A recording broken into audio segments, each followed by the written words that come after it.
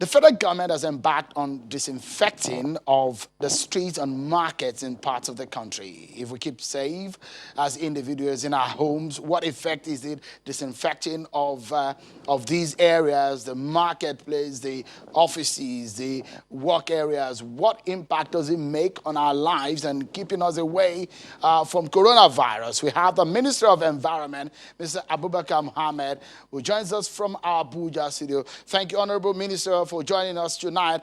The Honorable Minister for Environment is also a member of the Presidential Task Force. Thank you for joining us at such a time as this. Let's begin by getting your view on the exercise in disinfecting the roads, the marketplaces, the offices, the work areas.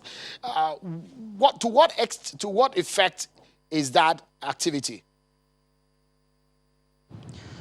Well, first of all, what we say is, first we identified places we call danger-prone zones, where there is a high concentration of people. And the virus we are dealing with is also a virus that can be left on surfaces, be it plastic, be it wood, metal, doorknobs, handles of various kinds.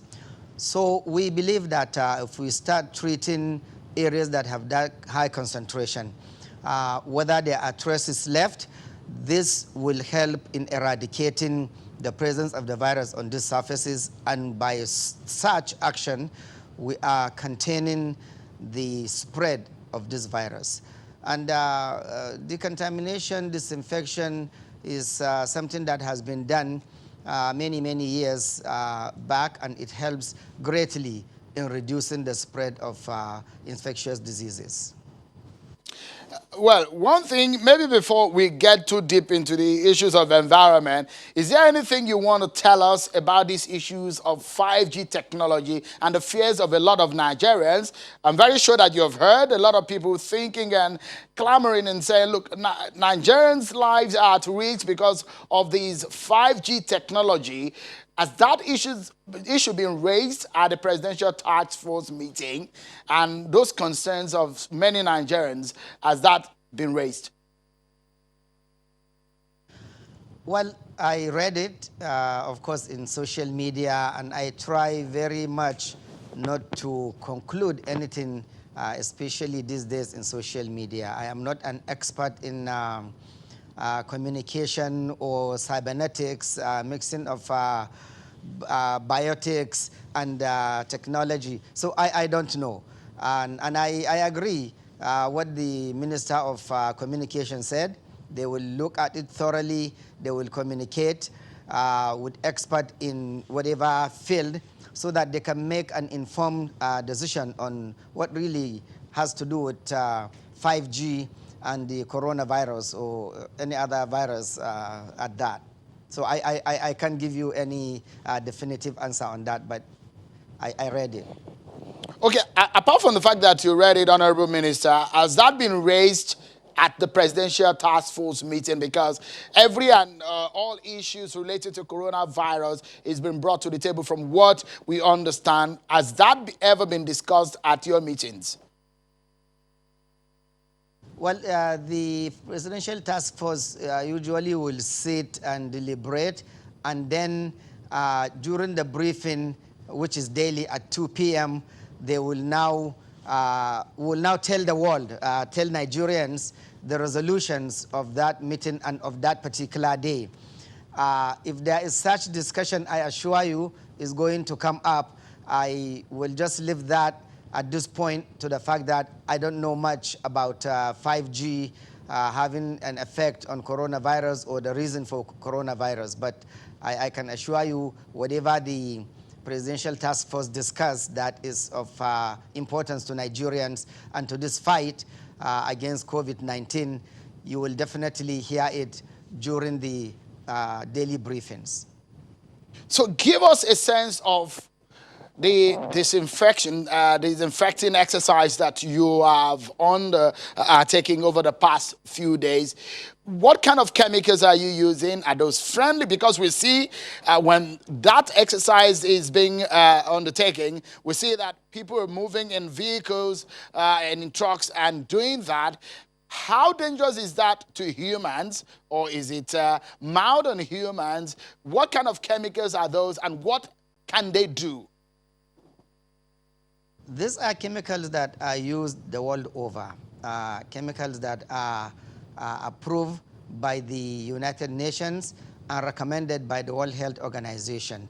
They are safe for disinfection within buildings, on the streets, marketplaces, motor parks, places like that. Of course, anytime you have chemicals being sprayed, of course, the best thing is to keep your distance. No matter how chemicals are, how safe they are, you don't want to inhale any kind of chemicals. That's why even the common insecticide or mosquito repellent that people say there are some that smell nice, you can spray them and sit in the room. I usually say, spray them, get out, close the room, and then open it, let it air before you go and sit in. Because anything that can kill a mosquito, no matter how nice smelling it is, may have some deleterious effect on you. So don't be misled by nice smell, and as long as it's some kind of insecticide. So these chemicals are safe the world over. Is based on global best practice that these chemicals are being used. Well, invariably, if you can give an advice to Nigerians, if they see your officials undertaking that exercise, what should they do? They should run away, or they should just go home and lock their doors? They just stay away, not run or go into pandemonium or something like that.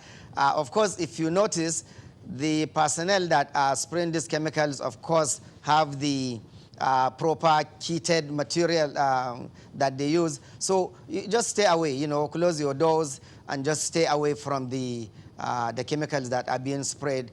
After some time, they will dissipate, and by then they would have done their job by disinfecting the community, by disinfecting the areas, the surfaces that we believe might be harboring any infectious agent.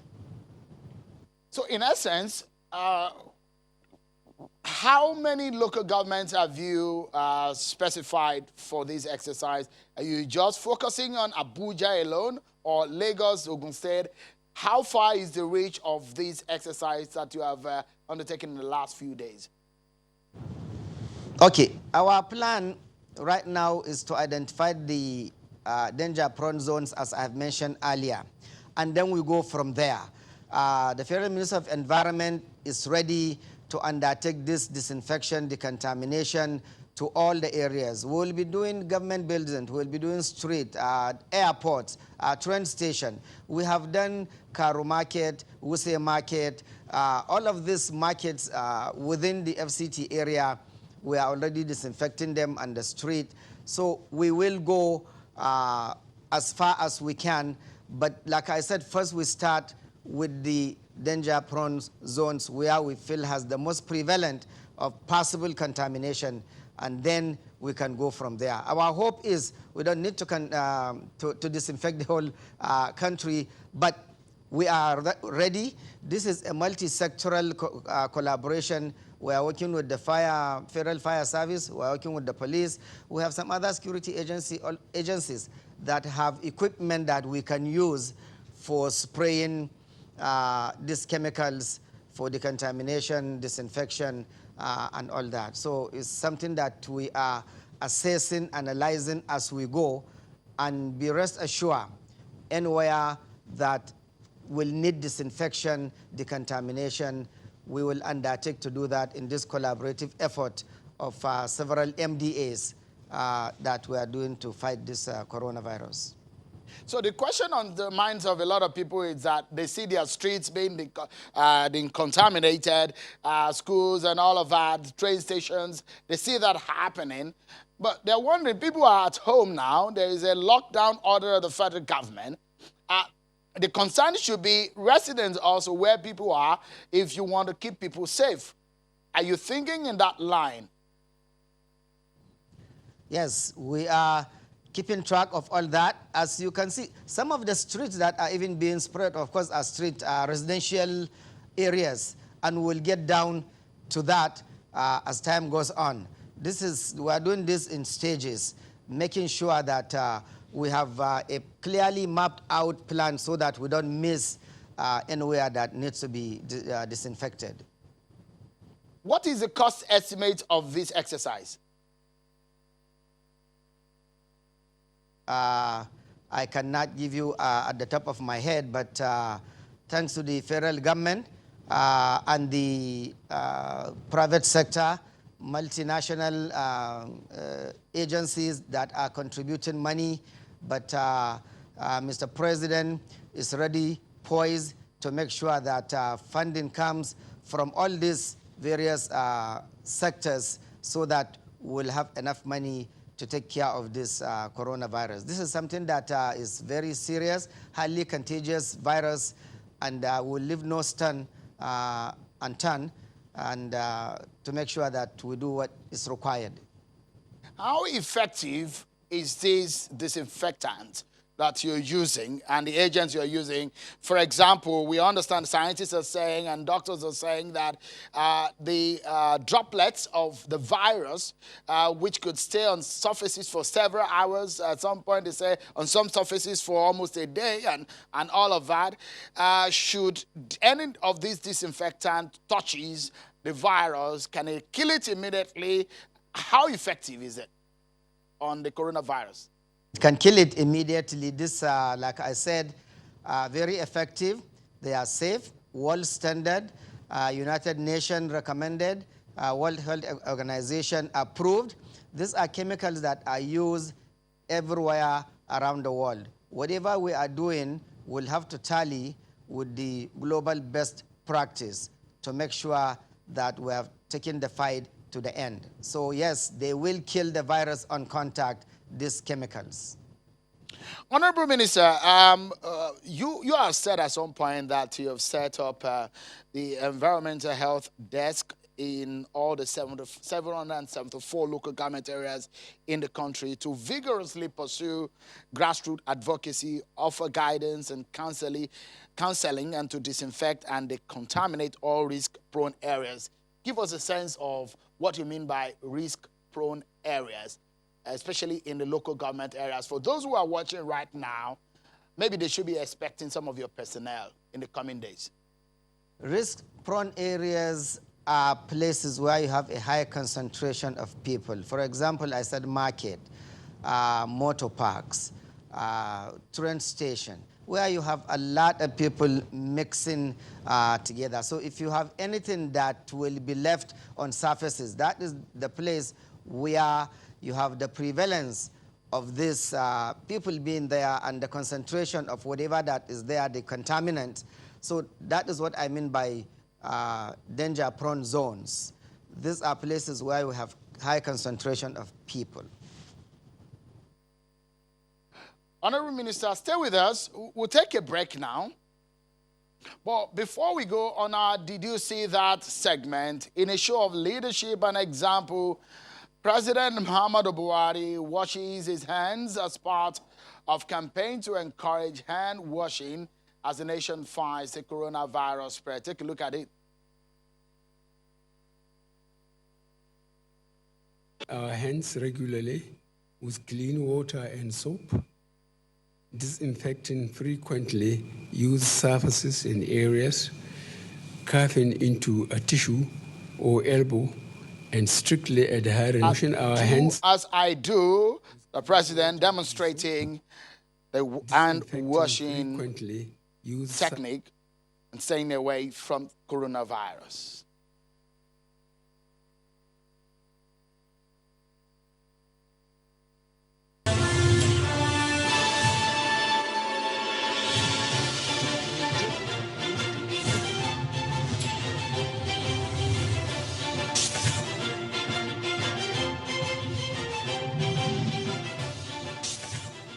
Welcome back, everyone, to the program. Don't forget to let us know what your views are on the issues we're discussing tonight on the program on coronavirus and how we can all stay safe. Tweet to us on these handles or write to us on our email, politicstoday@channelstv.com. And, of course, let us know how you are staying at home and how you are coping with the lockdown order of the federal government. What you can do simply is to send pictures of how you're doing just that to us on our Twitter handles and let's know what you are doing.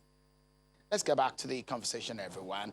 I've been speaking with the Minister of Environment, Mr. Abubakar Muhammad. Thank you so much, Honorable Minister, for talking to us. Just for a moment, let me I understand now that we have the Senior Advocate of Nigeria, rights activist, Mr. Femi Falana. He joins us via Skype tonight on the program. Thank you so much, Mr. Falana, for joining us tonight on the program. And let's take a look at a few issues surrounding this coronavirus. Perhaps let me begin with one of the open letters or some of the advice you have given to the federal government. You have insisted on the Cuban way, the alternative way that you think that could help in treating coronavirus. What are the facts that you have and what exactly is at the root of your argument on this? Well, my position has to do with the information available, which have been verified, to the effect that the Cubans have developed a vaccine called interferon alpha 2B, which was adopted by the Chinese government as one of the drugs for combating the coronavirus pandemic. It's also been used in some countries. Even right now, the Italian government had to request for the assistance of Cuban doctors. So there's a medical personnel, a medical team from Cuba in Italy assisting to deal decisively with this dangerous disease. And that was the basis of my call that we should ask for this drug, which has been approved, and the efficacy is not in doubt. But because of the ideological battle between the United States of America and Cuba, and for the past 60 years, Cuba has been placed under embargo, and for that reason, it's been very difficult for the WHO to adopt the Cuban drug.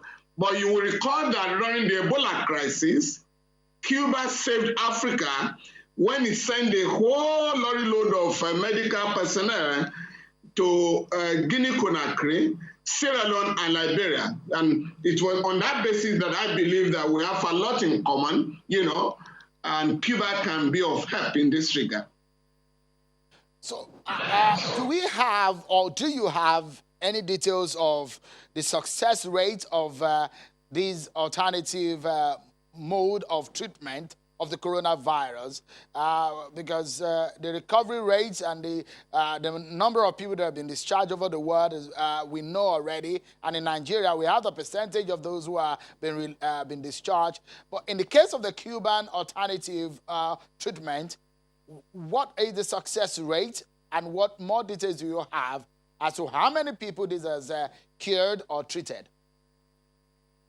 So far, quite a number of countries, not less than 14, have requested for the assistance of Cuba. And right now, in about 37 countries in the world, Cuban doctors are assisting countries to combat this disease. And as I said earlier, the drug was adopted and developed further in China. And so it was one of the drugs recommended and adopted by the Chinese government to deal with this menace. And right now, the success rate is not in doubt. What is in doubt is the ideological battle between Cuba and leading Western countries, the capitalist countries. And that is why a lot of suppression is going on. It's just like the whole thing about malaria.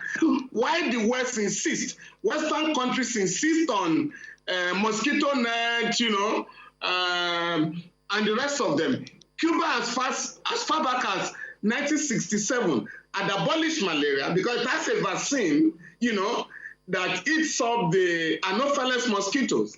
But again, we have not been allowed to adopt the Cuban model, and that is why, millions of people are killed in Africa yearly as a result of malaria fever. Mr. Falana, there is a request from the National Assembly, from the federal government, the executive arm of government, to the National Assembly, seeking the approval of the National Assembly for a 500 billion naira intervention fund to combat COVID-19 in this crisis as an intervention fund. What is your thought? Let me start from that point on this. In the first place, I think it's a good development that the executive arm of the government has realized that it will require an appropriation by the National Assembly to spend such a huge amount of money. The central bank had earlier on set aside about 1 trillion naira. Again, for me, I think that will also require appropriation. But frankly speaking, having regards to the enormous damage that the COVID-19 has, caused for the economy, I think the 500 billion naira, which is about $1.2 billion, will not be sufficient to bail out this economy. I think the executive and the legislative arms of government will need to look at the figure. Of course, I'm not suggesting that Nigeria should earmark about $2.2 trillion that has just been done by the United States of America, or $22.5 billion in the case of India. But clearly, we definitely need much more money to assist the federal government and the state government, as well as our local government, to come out of what is likely to be a recession, if we already are not in recession yet, by now. For those who are saying that there's need for an amendment to the Appropriation Act of 2000, the bill that was sent to the National Assembly for the budget of 2020, there's a need for a supplementary. Do you believe that there's a need for supplementary before we go ahead to spending any money at all? Or in an emergency, the federal government has a power to spend any money? The Federal Executive Council has already cut the budget by about 1.5 trillion naira, which is an amendment of Appropriation Act 2020. So I expect that a money bill will have to go to the National Assembly in respect of the reduction, in the budget. And of course, I think that will be considered along with the proposal for 500 billion economic stimulus, bill that is being forwarded to the National Assembly by the executive. So, Falana, for a lot of students of law and students of political science and advocates of federalism, there seems to be a lot of debate that's generated in the course of Nigeria fighting this coronavirus. The decision of some state governors on one hand, the decision of the federal government on one hand, the line of duty and the powers of these constituent units and that of the center has been called for a debate over the last few weeks. What is your take, for example, on the decision of some of the state governors who are shortening their borders and perhaps the federal government's own stand on some of these issues? Well, it took some time before the federal government intervened. And before then, this crisis was already, killing a lot of people. Was already causing a lot of problems to the health of our people. And for that reason, state government took it upon themselves, to act under their appropriate public health laws. In some of the states. In the case of Lagos, the House of Assembly was quickly convened to pass a law. In some other states,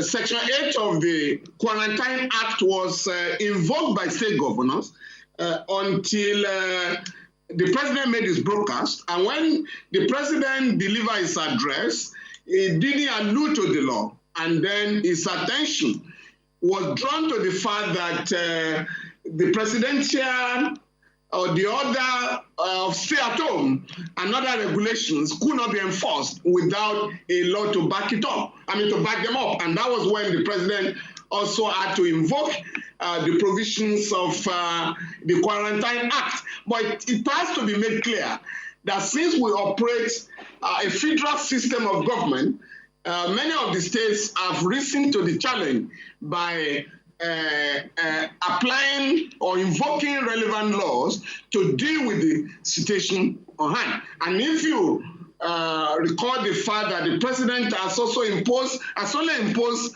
a lockdown on the Federal Capital Territory, as well as Ogun State and Lagos, before the lockdown imposed by the president from Abuja, Lagos had already imposed a partial lockdown for 1 week, while Ogun State has also decided to adjust the lockdown to suit its own local circumstance, And so this is what should be done in a federal setup. And in other states where the federal government has not imposed the lockdown, those state governments have invoked relevant laws, to deal with the situation. And this is what is expected in a federal system of government. However, by virtue of Section 5 of the Quarantine Act, the penalty for contravening the provisions of the regulations rolled out by the president, the penalty is not death. So armed troops have no right to kill anybody. The penalty is 500 naira fine, a fine of 200 naira or 6 months imprisonment. And so nobody has been charged before any court. What has been done is sheer brutalization of those who are alleged to have violated the sit-at-home order. And this is not acceptable. And the federal government will have to, and I have called on the president as the commander-in-chief of the armed forces to direct the service chiefs to withdraw troops from the street. This has nothing to do with defending the territorial integrity of the country, which is the constitutional responsibility of the armed forces. This time around, we are dealing with maintenance of law and order or maintaining the internal security of the country. And that is the constitutional responsibility of the police. We have not been told that the Nigerian police force is incapable to deal with this situation, to warrant having troops on the street. And by the way, going by the decision of the Court of Appeal, in the case of APC and PDP, the Court of Appeal has made the point abundantly clear that even the president of the country cannot deploy troops, armed troops, without the approval of the National Assembly. And that is the law. The law speaks the same language during an emergency and in peacetime, during a war situation and in peacetime. We have the laws. Let me get your view on the position of the House of Representatives. They're clamoring for a free power supply to Nigerians for 2 months in the moment that they are going to be staying at home. Recently, they have also said that they won't be taking salaries, that they should, their salaries, 100% of their salaries for 2 months should go into the fight against coronavirus. But in the case of free power supply for 2 months, I want to get your view, Mr. Falana, on that. I think what is being done, or the suggestions of the House of Representatives and others, will have to be debated, particularly when the National Assembly will come up with passing the economic stimulus bill before it is sent to the president for his assent. And these are matters that will have to be taken into consideration. I think it's a very good development, a good suggestion. But that again means that the National Assembly will have to make provision for assisting. There has to be some assistance, incentive, to encourage the discourse, so that they will not also lose funds, for the 2 months that the House of Reps, has called for some kind of assistance for the members of the public. Just about 1.5 questions, maybe 2 questions in a few minutes, Mr. Falana. One has to do with the issue of the 5G. I know you must have heard a lot of people talk about this. I know you're a lawyer. You're not a scientist or an IT person. But I would like, since you have you on the program tonight, if Nigerians are afraid and there are a lot of theories out there, do you have any concern, Mr. Falana, as regarding the correlation or any possible relationship between 5G and the coronavirus? I was also worried when I read a lot of materials put out in the social media with respect to the allegation unsubstantiated that the 5G had accentuated, the coronavirus. There has been no scientific basis for this kind of conclusion, and therefore I tend to agree with the fact that this is a dubious campaign by some Western countries against China, and I think we have a duty to rely on our government. I personally had cause to call on the Honorable Minister of Communication, I think yesterday, and at the time I called him, he did inform me that he was just trying to send out a statement, which eventually was released to the effect that the Nigerian government has not licensed any company, has not authorized any company, any of the telecommunication companies, to introduce the 5G into our market. And I think we should stand by that. Statements have also been made by the British government to defend that the 5G has nothing to do with the virus. And I think until you have contrary information based on scientific evidence, I think we have to dismiss the campaign outright because it is baseless. And there's no basis for it. I mean, it's just like a lawyer who had gone to court in America to sue the Chinese government over the coronavirus pandemic. I laughed because I just laughed over that because it won't work. That case cannot before we allow you succeed. go, we just have about 15 seconds to go on our next break. Give us your view on how you think this government has handled this coronavirus case so far. Well, I think the government assumed ab initio that this virus will not come our way, and that if indeed it was going to come our way, we're going to be lucky in dealing with it like the Ebola virus. But it is now clear that we're all in it. And the government will have to intensify its efforts to deal with this menace right now, and the media will have to assist. The masses of our people have been made to believe that this is a disease of the rich and powerful members of the society because of the way some of the cases have been reported. When you report that the governor of Kaduna State, the governor of Bauchi, the governor of Oyo State, the chief of staff, and some influential people in our society.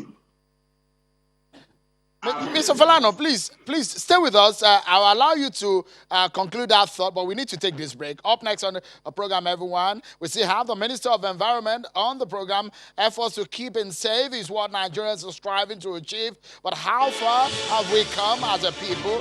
More on these issues after this break, everyone. Don't worry.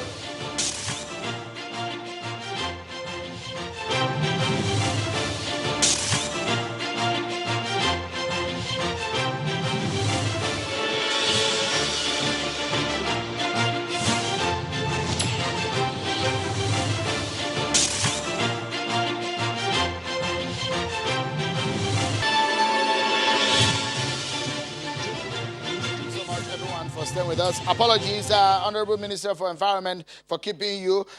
Technology sometimes has a mind of its own. That's why we needed to speak with Mr. Falana quickly before anything happened. But let's conclude. Let's get a concluding moment with Mr. Falana. You were going to land on that thought before we went on the break. Let me allow you to do that.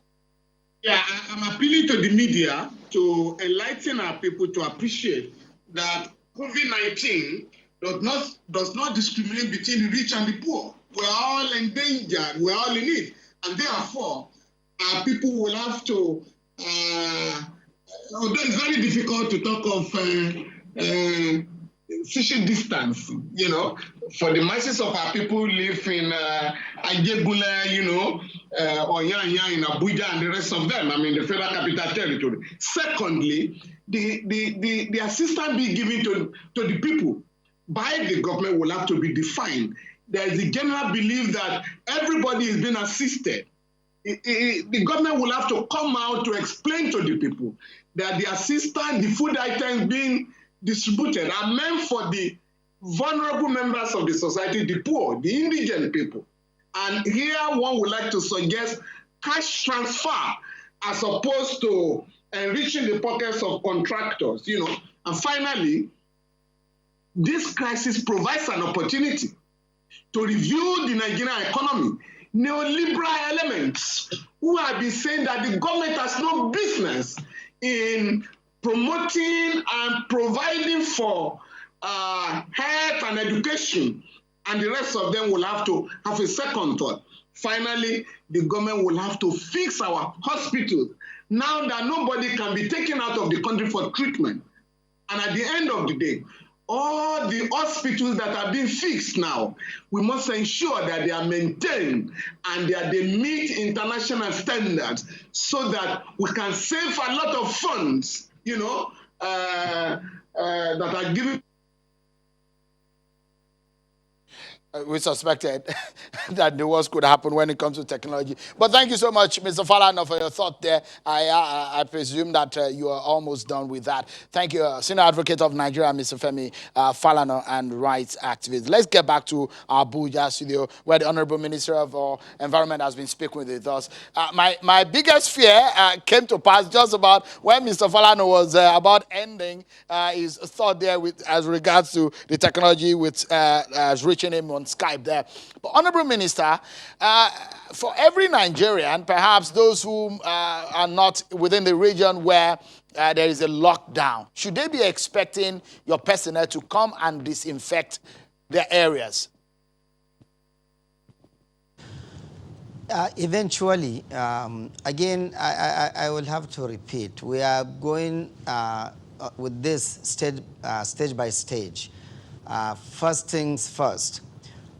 When we get there, we will go and disinfect wherever that needs to be disinfected. And another thing here, because we have the state government, the Federal Ministry of Environment, which has a desk in all the state. Also, the state, of course, they have the ministries of environment, which we work together all the time. State government are also involved in this disinfection.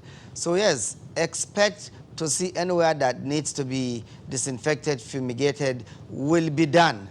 This is something that we'll have to do comprehensively. But I don't want people to have any worry or concern. Right now, if we don't go and fumigate certain places, we are working our way as we assess and analyze the next move as at when due. Time in this country where there is an operation where environmental agents will go into people's homes to go and check how neat and how tidy they were. There's in different states at some point in the country years ago that happened. This coronavirus is brought to the fore. That kind of conversation, that how people can live in hygienic environment. Is the federal government considering ensuring that abattoirs, market, and some public areas after coronavirus would be kept hygienic? Yes, indeed. As a matter of fact, from the outbreak of the coronavirus incident to date, we have summoned our over 7,000 environmental health officers and have been sent down to the grassroots for advocacy. And even before then, we do have environmental officers in some of these places we have mentioned, like Abattoir and places like that. There are environmental health officers at the federal, at the state, and local government level. These are all working together. There is a network of collaboration between the three tiers of government in that respect.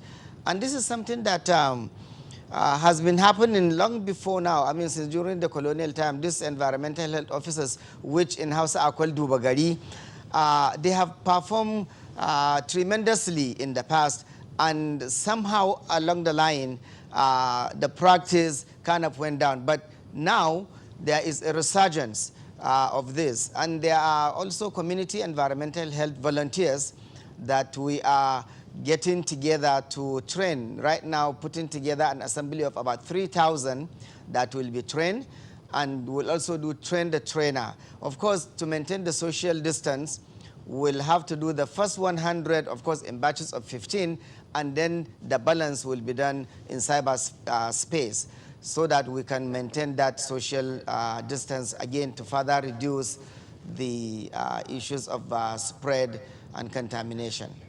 Honorable Minister of Environment, Muhammad Abubakar, many thanks indeed for giving us some of this information tonight on the program, so that our people, wherever they may be, will know what you're doing and expect some of your personnel at some point. Thank you so much for your time.